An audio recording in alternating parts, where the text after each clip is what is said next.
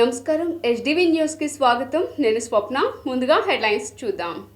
4వ విడత వైఎస్ఆర్ చేయూత నిధులను విడుదల చేసిన సీఎం జగన్ టీడీపీ మేనిఫెస్టోలో ఇచ్చిన ఒక్క హామీని కూడా అమలు చేయలేని వ్యక్తి చంద్రబాబు అని విమర్శ. ఎన్నికల షెడ్యూల్ ప్రకటన వెంటనే అమల్లోకి వచ్చి ఎన్నికల ప్రదర్శన నియమావళిపై అధికారులకు పలు సూచనలు చేసిన రాష్ట్ర ప్రధాన ఎన్నికల అధికారి ముఖేష్ కుమార్ మీనా పారదర్శకంగా పటిష్టంగా ఎన్నికలు నిర్వహిస్తామని స్పష్టీకరణ.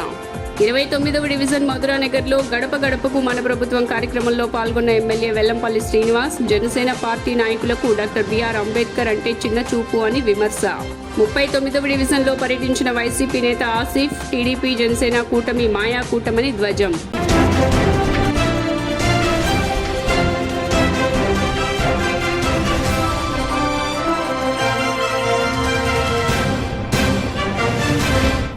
ఇక డీటెయిల్స్ చూస్తే 4వ విడత చేయూత నిధులను లబ్ధిదారులకు సీఎం జగన్మోహన్ రెడ్డి విడుదల చేశారు.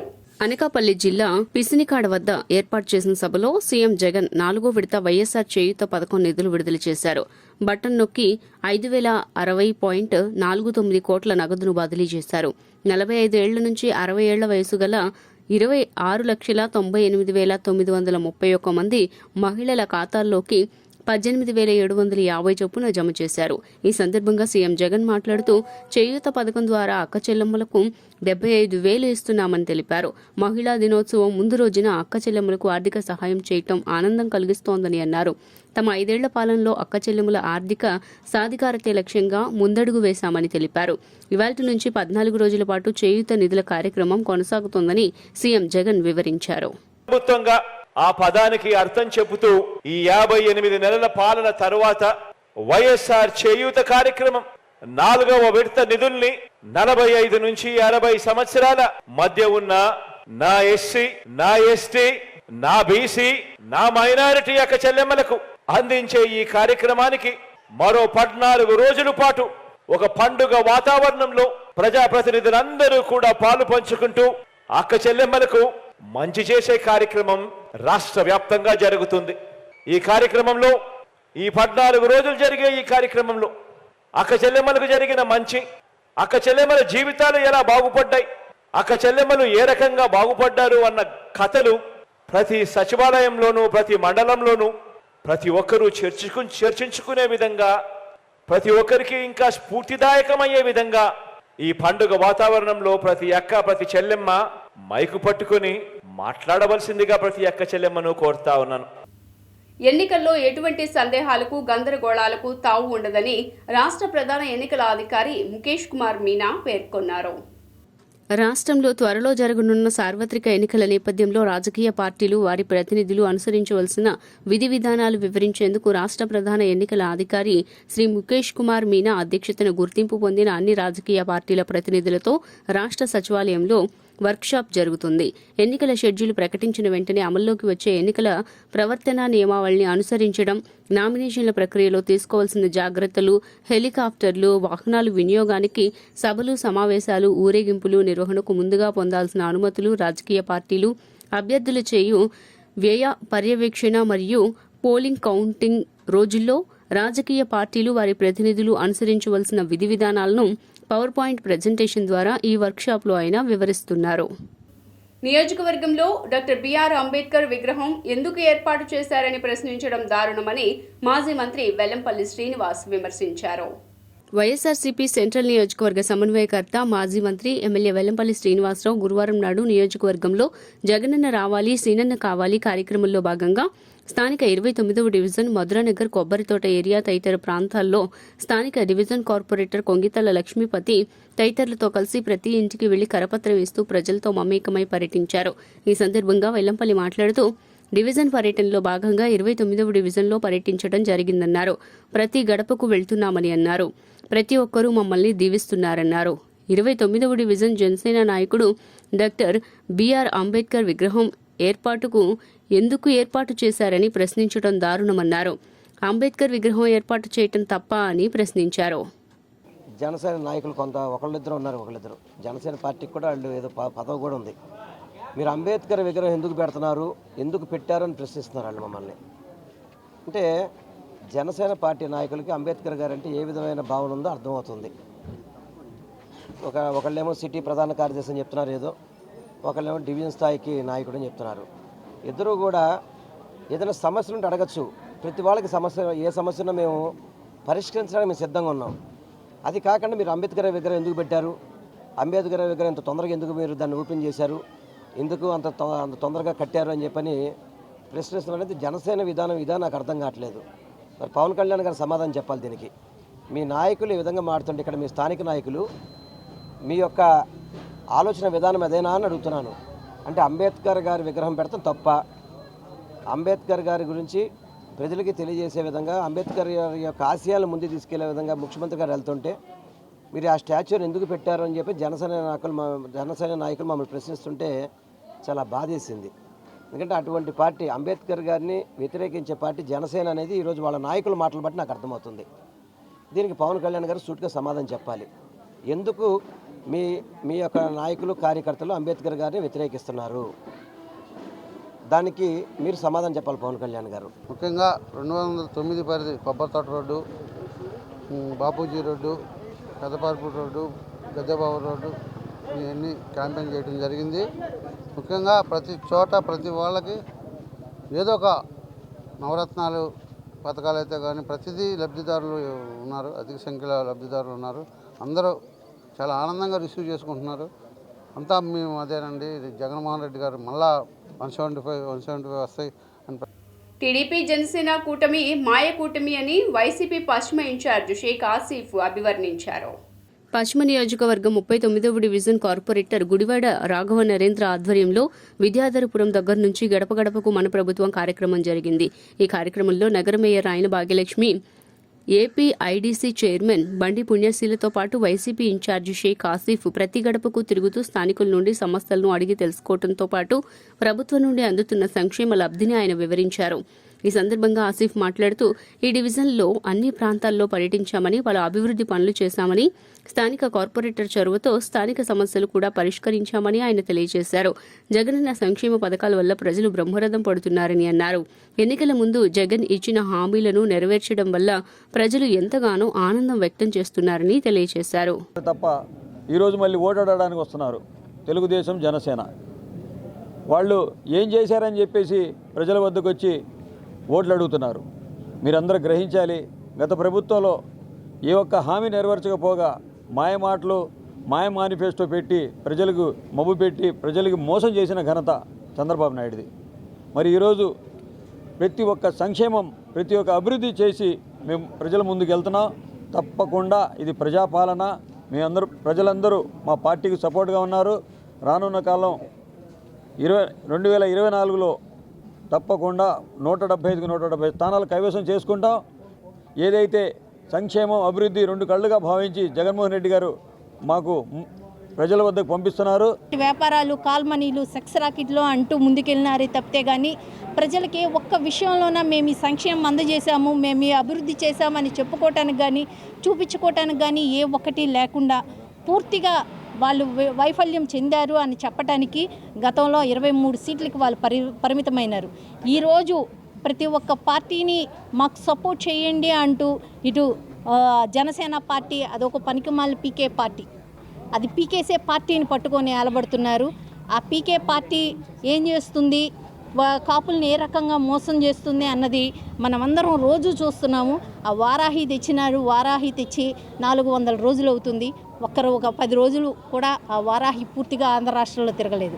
ఆ వెహికల్ దేనికో దానికి ఎన్ని లక్షలు ఖర్చు పెట్టి, ఎన్ని కోట్లు ఖర్చు పెట్టి ఆ వెహికల్ తయారు చేసినారో అది కూడా ఎంత పనికిమాలిన పని అన్నది మనం ఒకసారి అర్థం చేసుకోవాలి. ఈరోజు జనసేన పార్టీలోన నాయకులు కానీ కార్యకర్తలు కానీ ఏ రకంగా మోసపోయినారు, వాళ్ళకి ఏ రకంగా మొండి చేయి పవన్ కళ్యాణ్ చూపించినాడు. అభివృద్ధి పనులు చేసి ప్రజలకి అవసరమైన రోడ్స్ కానీ, డ్రైనేజెస్ కానీ, కమ్యూనిటీ హాల్స్ కానీ ఇలాగా ఎన్నో నిర్మించాం. ఇవన్నీ కూడా ప్రజలకు ఎక్స్ప్లెయిన్ చేసుకుంటూ ఇంటికి తిరగడం జరుగుతుంది. ప్రస్తుతం ఉన్న పొజిషన్లో ప్రతిపక్షాలకి క్యాండిడేట్ ఎవరో కూడా చెప్పుకోలేని పరిస్థితిలో ఉంటే మా వైఎస్ఆర్ కాంగ్రెస్ పార్టీ ఆసిఫ్ గారిని క్యాండిడేట్గా నిలబెట్టి జనం వద్దకు వెళ్ళి మేము చేసిన ప్రజలకు చేసిన. లబ్బిపేటలోని ఎస్ఎస్ కన్వెన్షన్ నందు మార్చి 8, 9, 10 తేదీల్లో 3 రోజుల పాటు పారిశ్రామిక మరియు ఇంజనీరింగ్ ప్రదర్శన నిర్వహిస్తున్నట్లు ఆర్కే అగర్వాల్ తెలిపారు. నగరంలోని ఆంధ్రప్రదేశ్ నందు మీడియా సమావేశం నిర్వహించడం జరిగింది. ఈ సందర్భంగా Indore Infoline managing director R K మాట్లాడుతూ విజయవాడ పారిశ్రామిక ప్రదర్శన ఎంఎస్ఎంఈ భారత ప్రభుత్వ మంత్రిత్వ శాఖ గుర్తింపు పొందిందని తెలిపారు. ఈ ప్రదర్శనలో పాల్గొనే వారికి మార్గదర్శకాలు ప్రకారం 100% సబ్సిడీ సౌకర్యం ఇస్తుందన్నారు. ఈ ప్రదర్శన ఎన్ఎస్ఐసి గుర్తింపు పొందిందని తెలిపారు. ఆంధ్రప్రదేశ్ ఎంఎస్ఎంఈ పరిశ్రమల అసోసియేషన్ మరియు ఆంధ్రప్రదేశ్ చిన్న మరియు మధ్య తరహా పరిశ్రమల అసోసియేషన్ సమాఖ్య వారు మద్దతిస్తున్నట్లు పేర్కొన్నారు. ఈ ఎక్స్పో నందు దేశ నలుమూలల నుండి వచ్చిన ఎగ్జిబిటర్స్ తమ ఉత్పత్తులను ప్రదర్శించనున్నారని తెలియజేశారు. దేశవ్యాప్తంగా సుమారు 10,000 మంది విజిటర్స్ ఈ ఎక్స్పోను సందర్శించాలని ఆకాంక్షించారు. ఎంఎస్ఎంఈ ఇండస్ట్రీస్ అసోసియేషన్ విజయవాడ 1956లో ఫామ్ అయినటువంటి అసోసియేషన్ గత కొన్ని సంవత్సరాలుగా మన ప్రాంతంలో ఇండస్ట్రీస్ అభివృద్ధి కోసం పాటుపడుతున్నటువంటి సంస్థ. ఈరోజు ఉన్నటువంటి మార్కెట్లో ఎగ్జిబిషన్ మార్కెట్ అనేది చాలా అవసరం. మరి మనం చూస్తూ ఉంటాం ప్రతి ఏరియాలో కూడా, ప్రతి మెట్రోపాలిటన్ సిటీస్లో కూడా ఎగ్జిబిషన్స్ ఏ విధంగా కండక్ట్ చేస్తూ ఉంటారో. మరి అలాంటి అవకాశం మనకు ఈరోజు ఇండో ఎక్స్పో అనేటువంటి కంసాల్స్ 80 నంబర్లు అండి. దీంట్లో విజయవాడ ప్రాంతం నుంచి సుమారుగా ఒక 20 ఇండస్ట్రీస్ పార్టిసిపేట్ చేస్తున్నాయి. 60 ఇండస్ట్రీస్ మరి అవుట్ ఆఫ్ స్టేట్ నుంచి వివిధ రకాలైనటువంటి మెషినరీ మ్యానుఫ్యాక్చరర్స్ వాళ్ళ యొక్క ప్రొడక్ట్స్ ఇక్కడ చూపించుకోవడానికి, అలాగే మార్కెట్ చేసుకోవడానికి మనకు విజయవాడ కూడా నూతన టెక్నాలజీ పరిచయం అవుతుంది.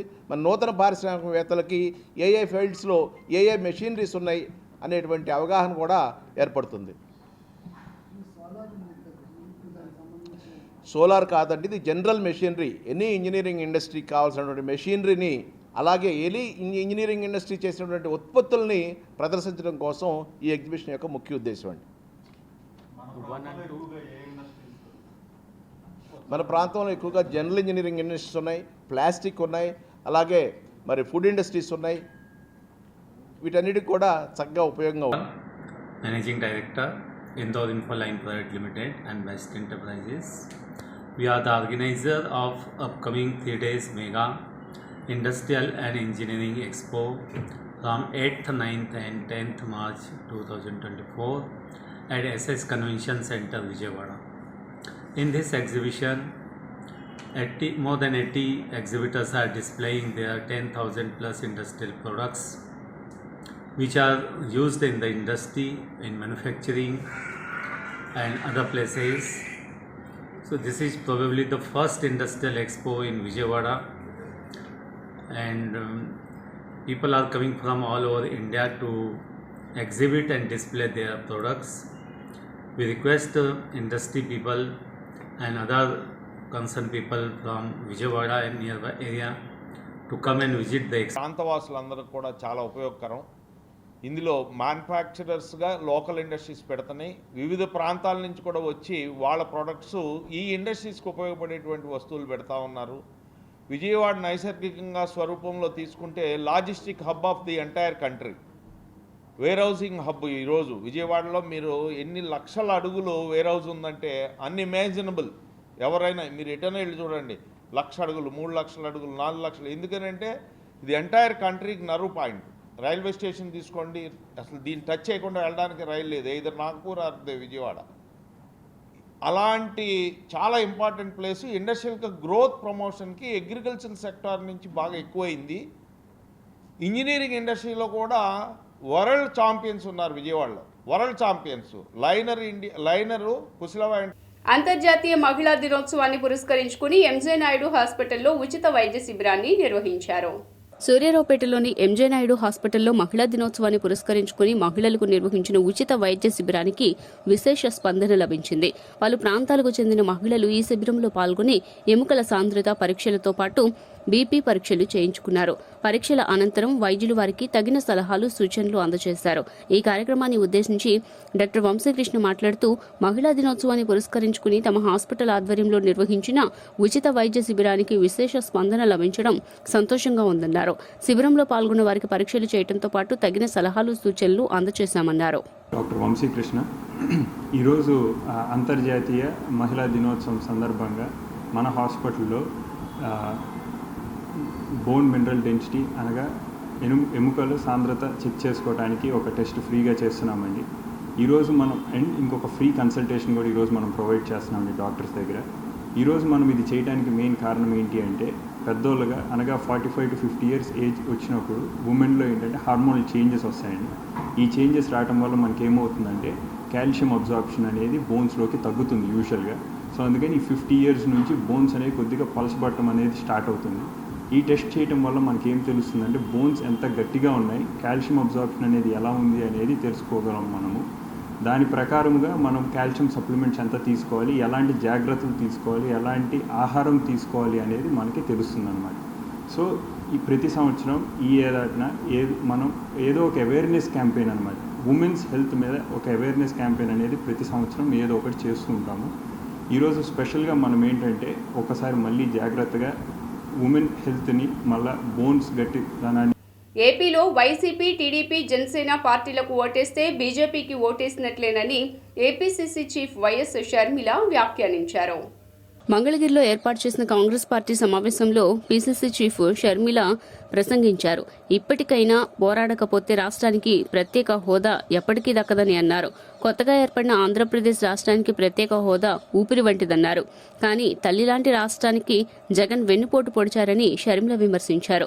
ఇచ్చిన మాటను జగన్ మడత పెట్టారని, అలాంటి వ్యక్తి వైఎస్ వారసుడు అవుతాడా అని ప్రశ్నించారు. ఇక తాను ఏపీ రాజకీయాల్లోకి వచ్చింది వ్యక్తిగత కారణాలతో కాదని స్పష్టం చేశారు. అలాగైతే తాను 2019లోనే ఏపీ రాజకీయాల్లోకి వచ్చి ఉండేదానని వివరించారు. ఏపీకి ప్రత్యేక హోదాపై భరోసా ఇచ్చిన ఏకైక వ్యక్తి రాహుల్ గాంధీ అని, ఆయన మాట వల్లే తాను ఏపీ రాజకీయాల్లోకి ప్రవేశించానని షర్మిల పేర్కొన్నారు. హోదా మన రాష్ట్ర హక్కు, మన బిడ్డల హక్కు. ఈ రోజు ఎంతమంది విలువనిస్తున్నారు ప్రత్యేక హోదా గురించి, ఎంతమంది పట్టించుకుంటున్నారు ప్రత్యేక హోదా గురించి? అసలు ప్రత్యేక హోదా మన రాష్ట్రానికి వచ్చునుంటే ఈ పాటికి ఎక్కడ ఉండను మన రాష్ట్రం. 15 లక్షల కోట్ల రూపాయలు విలువ చేసే ప్రత్యేక హోదా వచ్చుంటే మన పోలవరం మనం కట్టుకోలేమా? మన రాజధాని మనం కట్టుకోలేమా? ఎంత మేలు జరిగింది మన బిడ్డలకు. ఏ రాష్ట్రానికన్నా మన రాష్ట్రం ఎందుకు తక్కువ ఉండాలి? బాధ లేదా? ప్రత్యేక హోదా వచ్చునుంటే మన రాష్ట్రం ఎక్కడో ఉండుండే. రాజశేఖర రెడ్డి గారు మన రాష్ట్రం గురించి, మన రాష్ట్ర ప్రజల గురించి ఎంత ఆలోచన చేశాడు. ఉందా ఈ నాయకులకు ఆలోచన? చంద్రబాబు గారికి ఉందా? పోనీ జగనన్న గారు రక్తం పచ్చుకుని పుట్టారు కదా, ఉందా జగనన్న గారికి ఆలోచన? రాజశేఖర రెడ్డి గారు జలయజ్ఞంలో ప్రాజెక్టులు 54 ప్రాజెక్టులు మొదలు పెట్టాడు. ఆంధ్ర రాష్ట్రంలో 12 ప్రాజెక్టులు పూర్తి చేస్తే 42 ప్రాజెక్టులు ఇంకా అలాగే ఉంటే ఏమన్నాడు జగనన్న గారు? ఇదేనా మాట నిలబెట్టుకోవడం అంటే? మడమ తప్పకపోవడం అంటే? ఇచ్చిన మాటను మడత పెట్టారు కదా మీరా రాజశేఖర రెడ్డి గారి వారసు. ఆలోచన చేయాలి.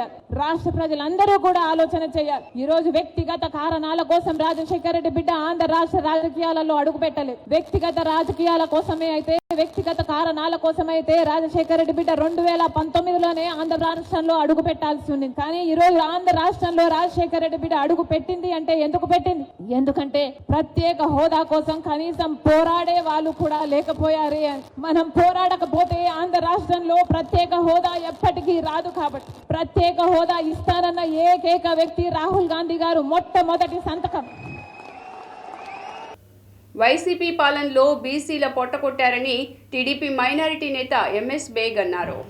తెలుగుదేశం పార్టీ బీసీ ఎన్నికల డిక్లరేషన్ ప్రకటించడంపై హర్షం వ్యక్తం చేస్తూ విజయవాడ పశ్చిమ నియోజకవర్గంలోని ఇస్లాంపేటలో తెలుగుదేశం పార్టీ మైనారిటీ నాయకులు ఎంఎస్ బేగ్ ఆధ్వర్యంలో తెలుగుదేశం పార్టీ జాతీయ అధ్యక్షులు చంద్రబాబు, జనసేన పవన్ కళ్యాణ్ల చిత్రపటాలకు పాలాభిషేక కార్యక్రమాన్ని నిర్వహించారు. ఈ సందర్భంగా ఎంఎస్ బేగ్ మాట్లాడుతూ తెలుగుదేశం పార్టీ, జనసేన ఉమ్మడిగా ప్రజా ఆమోదయోగ్యమైన బీసీ డిక్లరేషన్ ప్రకటించడంపై రాష్ట్ర వ్యాప్తంగా ఉన్న బీసీలు ఆనందోత్సాహాలు తెలుపుతున్నారన్నారు. తాము అధికారంలోకి వస్తే 50 ఏళ్లకే పెన్షన్, బీసీలకు ప్రత్యేక రక్షణ చట్టం, సప్లాన్లకు 5 ఏళ్లలో 1,50,000 కోట్లు, స్థానిక సంస్థల 34% రిజర్వేషన్, ఆర్థిక అభివృద్ధి, ఉపాధికి ప్రోత్సాహంగా పునరుద్ధరణ, చట్టబద్ధత, కులగణన, శాశ్వత కుల ధృవీకరణ పత్రాలు అందజేస్తామని వివరించారు.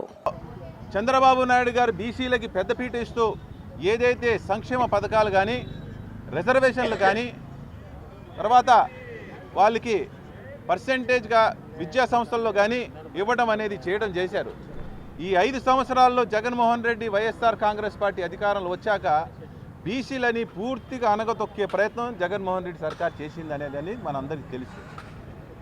అయితే మా సోదరులందరూ కూడా ఆదుకోవాలి, ఉమ్మడి ప్రభుత్వం వచ్చాక ఏ రకంగా మనం కార్యాచరణ చేయబోతా ఉన్నామని చెప్పి మొన్న డిక్లరేషన్ ఇవ్వడంతో మొట్టమొదటిగా 50 సంవత్సరాలకే పెన్షన్ ఇస్తానని చెప్పడం అనేది నిజంగా చంద్రబాబు నాయుడు గారు, పవన్ కళ్యాణ్ గారికి మేమందరూ కూడా బీసీ సోదరులందరి తరఫున కూడా ధన్యవాదాలు తెలియజేస్తూ ఉన్నాం.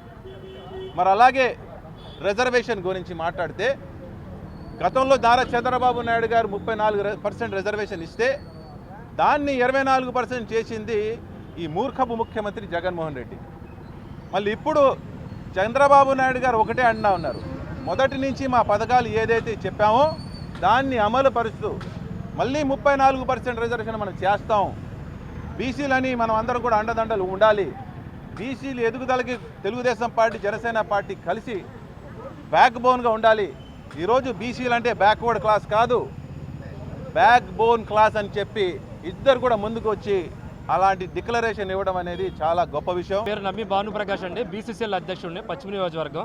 మరి నారా చంద్రబాబు నాయుడు గారు నిన్న మన బీసీల కోసం మరి 50 సంవత్సరాలకే మరి పెన్షన్ విధానాన్నే కానివ్వండి, అలాగే బీసీ చట్టం తీసుకొచ్చి రాష్ట్రంలో ఎక్కడా కూడా బీసీల మీద ఎటువంటి దాడులు జరగకుండా, ఎవరైనా దాడులు చేయాలంటే కూడా భయపడే విధంగా బీసీలు చట్టం తీసుకురావడం, అలాగే మరి మొన్న వైసీపీ ప్రభుత్వంలో 33% ఉన్న రిజర్వేషన్ 22% తగ్గించిన దాన్ని మళ్లీ చట్టసభల్లో పశ్చిమంలో జనసేన టీడీపీకి ప్రజలు బ్రహ్మరథం పడుతున్నారని పోతిన మహేష్ సతీమణి విజయలక్ష్మి అన్నారు. ఇంటింటికి జనసేన టీడీపీ కార్యక్రమంలో భాగంగా గురువారం ఉదయం 43వ డివిజన్ పరిధిలో ఎంఐజీ ఎల్ఐజీ కాలనీల్లో పరిధిలో జనసేన పశ్చిమ నియోజకవర్గ ఇన్ఛార్జి పోతిన వెంకట మహేష్ సతీమణి విజయలక్ష్మి స్థానిక అధ్యక్షులు జల్లి రమేష్ ఆధ్వర్యంలో విస్తృతంగా పర్యటించారు. ఈ సందర్భంగా పోతిన మహేష్ పోతిన విజయలక్ష్మి మీడియాతో మాట్లాడారు. పర్యటనలో ప్రజలు వైసీపీ ప్రభుత్వం తీరుతో విసిగిపోయారని, కనీస సమస్యలు కూడా పరిష్కారానికి నోచుకోవటం లేదని పలువురు మహిళలు ఆగ్రహం వ్యక్తం చేశారని తెలిపారు.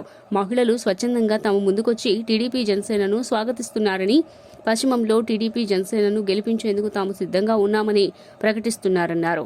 మహేష్ గారు వాళ్ళ సతీమణి నేను 43వ డివిజన్ హెచ్బీ కాలనీలో మేము ఇంటింటికి పర్యటన చేస్తున్నాం. అందరూ ఈసారి తప్పకుండా మహేష్ గారికి అవకాశం ఇస్తామండి. ఈ పాలన అసలు ఏం బాగోలా, మాకు పెన్షన్స్ రావట్లా, కరెంటు బిల్లులు ఎక్కువ వస్తున్నాయని తీసేస్తున్నారు, చాలా ఇబ్బంది పడుతున్నారు. ఈసారి ఈ పాలన మారితే అందరికీ బాగుంటుందని మహేష్ గారిని ఈసారి తప్పకుండా భారీ మెజార్టీతో గెలిపిస్తామని అందరూ చెప్తున్నారు. జనసేన టీడీపీ గవర్నమెంట్ వస్తే మాకు బాగుంటుందని అందరూ ఆశగా ఎదురు చూస్తున్నారు. అనుష ఈరోజు ఇంటింటికి జనసేన టీడీపీ కార్యక్రమంలో పోతిన మహేష్ గారి ఆధ్వర్యంలో వారి సతీమణి పోతిన విజయలక్ష్మి గారు ఈ రోజున 43వ డివిజన్లో ఓల్డ్ ఎంఐజీలో పర్యటించడం జరిగింది. ఇక్కడ ప్రజలందరూ కూడా ఎంతో చక్కగా ఆహ్వానిస్తున్నారు. ఎప్పుడెప్పుడు ఈ జగన్మోహన్ రెడ్డి గారి చెత్త పరిపాలన ముగిస్తుందా, ఎప్పుడెప్పుడు జనసేన టీడీపీ ప్రభుత్వం వస్తుందా అని చెప్పి ప్రతి ఒక్కళ్ళు కూడా వెయ్యి కళ్ళతో ఎదురు చూస్తున్నారు. అందరూ కూడా జగన్మోహన్ రెడ్డి గారి పరిపాలన విసిగిపోయి ఉన్నారు. పెన్షన్లు రాక, ఆధార్ కార్డులు లేక, డెత్ సర్టిఫికెట్లు ఇవ్వక, కనీసం ఇంటింటికి రాబోయే మన జనసేన ప్రభుత్వం కార్యక్రమంలో భాగంగా 43వ డివిజన్ జల్లి రమేష్ గారి ఆధ్వర్యంలో హెచ్పి కాలనీలో అలాగే పోతిన విజయలక్ష్మి గారు ఇంటింటికి పర్యటించడం జరిగింది. ఇవాళ ప్రజలు మా పోతిన విజయలక్ష్మి గారిని ఆహ్వానించి ఇంట్లో కూర్చోబెట్టి వాళ్ళే తెలియజేస్తున్నారు, మేడం ఈసారి మేము జనసేన టీడీపీ ప్రభుత్వంకే ఓట్లేసేది, ఈ వైఎస్ జగన్మోహన్ రెడ్డి వల్ల మేము ఇసిగిపోయాం, మాకు పెన్షన్ తీసేశాడు, మాకు సరిగ్గా వాటర్ సరిగ్గా అందుబాటులో లేదు, చిన్న చిన్నవి కూడా మాకు అందుబాటులోకి ఇవ్వలేని ఈ చెత్త వైఎస్ఆర్సీపీ ప్రభుత్వం ఎప్పుడు పోతుందా అని మేము ఎదురు చూస్తున్నాం. అలాగే పోతిన వెంకట మహేష్ గారు లాంటి నాయకుడు ఓడిపోయినా కానీ 5 సంవత్సరాల నుంచి ప్రజల్లోనే ఉన్నారు. కేంద్రంలో బీజేపీకి అన్ని పార్టీలు దాసోహం అంటున్నాయని ఆంధ్ర యునైటెడ్ ఫ్రంట్ మేడా శ్రీనివాస్ నారగోనీలు అన్నారు. కేంద్రంలోని బీజేపీకి రాష్ట్రంలోని ప్రధాన పార్టీలన్నీ దాసోహం అంటున్నాయని ఆంధ్ర యునైటెడ్ ఫ్రంట్ మేడా శ్రీనివాస్ నారగోనీలు అన్నారు. విజయవాడలోని గాంధీనగర్ ప్రెస్ క్లబ్ నందు నిర్వహించిన మీడియా సమావేశంలో వారు మాట్లాడారు. కేంద్రానికి కార్పొరేట్ శక్తులకు కొమ్ము కాస్తున్న రాష్ట్రంలో ప్రధాన పార్టీలకు గుణపాఠం చెప్పేందుకు ఆంధ్ర యునైటెడ్ ఫ్రంట్ పనిచేస్తోందని తెలిపారు. ఏయుఎఫ్లో ఉన్న వివిధ పార్టీల నాయకులు మాట్లాడుతూ రాష్ట్ర హక్కులను, ఆత్మగౌరవాన్ని కాపాడుకునేందుకు ఈ ఫ్రంట్ ఏర్పడిందని తెలియజేశారు. ఈరోజు ప్రధాన అంశం ఏంటంటే ఈ రాష్ట్రంలో వైఎస్ఆర్ కాంగ్రెస్ పార్టీ, అలాగే తెలుగుదేశం పార్టీ, అలాగే భారతీయ జనతా పార్టీ ఏ విధమైనటువంటి డెవలప్మెంట్ చేయకపోగా ఈ ఆంధ్ర రాష్ట్ర ప్రతిష్టని, హక్కుల్ని సర్వనాశనం చేస్తున్నారు. కేంద్రానికి కార్పొరేట్ శక్తులకి తాకట్టు పెడుతున్నారు. ఆంధ్రప్రదేశ్ భవిష్యత్తుని నిర్వీర్యం చేస్తున్నారు. దీనికోసం మేము రాష్ట్రీయ ప్రజా కాంగ్రెస్ పార్టీ నుంచి, రాజ్యాధికార పార్టీ నుంచి నారగోని గారు, ఆమ్ ఆద్మీ పార్టీ నుంచి ఫణిరాజు గారు, అలాగే జయరాజు గారు, ఆంధ్ర రాష్ట్ర ప్రజాసమితి పెడగురు సురేందర్ రెడ్డి గారు, అలాగే బేతు రామ్మోహన్ గారు, ఇలాగే భూసుమై సత్యనారాయణ గారు, రాజకీయ పార్టీలు ముఖ్యంగా రాష్ట్రీయ కాంగ్రెస్ పార్టీ, అదేవిధంగా రాజ్యాధికార పార్టీ, ఇండియన్ ప్రజా కాంగ్రెస్ పార్టీ, అదేవిధంగా మరి సురేందర్ రెడ్డి గారు, పనీరాజు గారు, ఇంకా అనేక మంది పార్టీల నాయకత్వంలో ఈరోజు ఈ సమావేశం ఏర్పాటు చేయడం జరిగింది. దీని ముఖ్య ఉద్దేశం రానున్నటువంటి అసెంబ్లీ పార్లమెంట్ ఎన్నికల్లో మరి ఇప్పుడు ఉన్నటువంటి అదేవిధంగా వైఎస్ఆర్సీపీ, టీడీపీ, బీజేపీలకు ప్రత్యామ్నాయంగా ఒక మూడవ ప్రత్యామ్నాయ రాజకీయ శక్తిని నిర్మించడానికి, 175 అసెంబ్లీ స్థానాల్లో పోటీ చేయడానికి, అదేవిధంగా 25 లోక్సభ స్థానాల్లో పోటీ చేయడానికి ఒక కసరత్తు జరగబోతుంది. దానికి సంబంధించినటువంటి ప్రణాళికను రూపొందించబోతున్నాం. అదేవిధంగా భావసారూప్యత కలిగినటువంటి ఇతర పార్టీలతో మనం చూస్తున్నాం. గత 10 సంవత్సరాలుగా బీజేపీ రాష్ట్రాన్ని ఎంత మోసం చేస్తుంది, ఎంత నాశనం చేస్తుంది అనేది మనం చూస్తూనే ఉన్నాం. ఆ బీజేపీ పార్టీకి సిగ్గు లేకుండా మద్దతు ఇస్తున్న వైసీపీ కానీ, టీడీపీ కానీ, జనసేన కానీ ఈ రాష్ట్రానికి ద్రోహం చేసిన వాళ్ళే. అందుకనే వాళ్ళని ఆంధ్ర ద్రోహులుగా ప్రకటిస్తూ మిగిలిన భావజాలం గల పార్టీలన్నీ ఒక తాటి మీదకి తీసుకొచ్చి ఒక ఫ్రంట్ అనేది స్టార్ట్ చేసి, మనకు సినిమాలో డైలాగ్ ఉంది, యునైటెడ్ ఫ్రంట్ ఆధ్వర్యంలో మేధావులంతా కూడా రాబోయే 2024 ఎన్నికల్లో పోటీ చేయడానికి పార్టీలు సమాయత్తం అవుతూ ఉన్నాయి. ప్రధానంగా ఓటుతో పౌర సమాజం ఎన్నికల్ని డిసైడ్ చేసే పరిస్థితి ముందుంది కాబట్టి ప్రజాపక్షంగా నిలబడుతున్నటువంటి ఫ్రంట్లు, రాష్ట్రంలో ఫ్రంట్లన్నీ కూడా రేపొద్దున ఆంధ్ర యునైటెడ్ ఫ్రంట్ అనే ఒక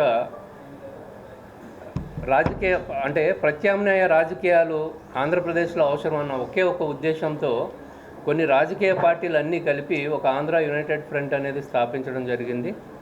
దానికి మేడా శ్రీనివాస్ గారు అండ్ బేతు రామ్మోహన్ గారు అండ్ నేను, అలాగే పెద్దలందరూ కలిపి ఒక నారగోని గారు, సురేంద్ర గారు చైర్మన్, వైస్ చైర్మన్, అండ్ ఈ విధంగా ఒక ఆంధ్ర యునైటెడ్ ఫ్రంట్ అని ఒక ఫ్రంట్ని తీసుకొచ్చి అన్ని రాజకీయ పార్టీలను ఒక వేదిక మీద కూర్చోబెడదామన్న ఉద్దేశంతో స్థాపించాము.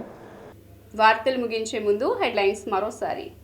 4వ విడత వైఎస్ఆర్ చేయూత నిధులను విడుదల చేసిన సీఎం జగన్, టీడీపీ మేనిఫెస్టోలో ఇచ్చిన ఒక్క హామీని కూడా అమలు చేయలేని వ్యక్తి చంద్రబాబు అని విమర్శ.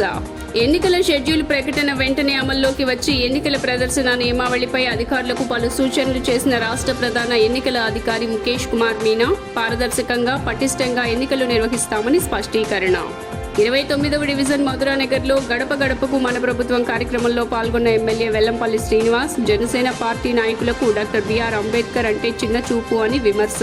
39వ డివిజన్లో పర్యటించిన వైసీపీ నేత ఆసిఫ్, టీడీపీ జనసేన కూటమి మాయా కూటమని ధ్వజం. ఎస్డీవీ న్యూస్ ఇంతటితో సమాప్తం. తిరిగి వార్తల్లో మళ్ళీ కలుద్దాం. అంతవరకు సెలవు. నమస్కారం.